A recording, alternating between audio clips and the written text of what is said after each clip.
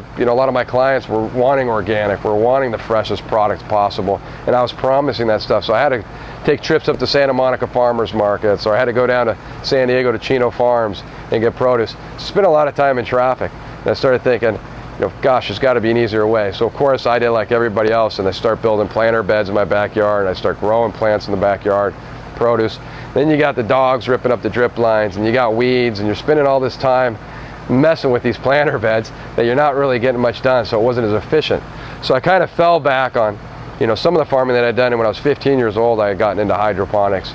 So I fell back on that and started playing around with growing hydroponically, and then within about a year and a half, I ran into aquaponics just online, found somebody who was kind of doing it in their backyard, was talking about it, called that guy up, and he says, Adam, there's really no place to go. You got to just kind of just build the system and learn that way. So that's what I did. One of the largest aquaponic farms in the country and in the state of California. One of the very few aquaponic farms that I know of. For us, we start off here. We have a hatchery, produce the baby fish. Aquaponics is aquaculture. The two sciences, aquaculture and hydroponics, both of those sciences put together. So they believe that the Indians were doing this back in the day. They were floating little floating islands on top of the lakes and growing their produce on it.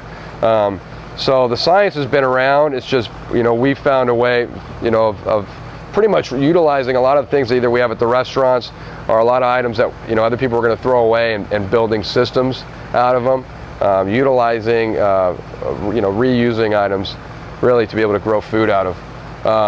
So here we have tilapia. We produce anywhere from 1,000 to 3,000 fish a month when things are rocking and rolling. We have anywhere from 3 to 4 pound fish when we harvest them, which is larger than I think most fish out there, tilapia size-wise. All of our fish are fed here an organic diet with stuff that we're growing on the farm. So we feed our fish a couple different things, some in the form of algae when they're really small and getting older, to duckweed, which is super high in protein. It's got like 48% protein, which is kind of like some of, I think it's higher than most of your leafy greens even. I think maybe, kale or something like that is in the 38 range of protein. But so it tastes kind of like watercress. It's, the fish, it helps filter the water, clean the water, as well as provide, good food for the fish.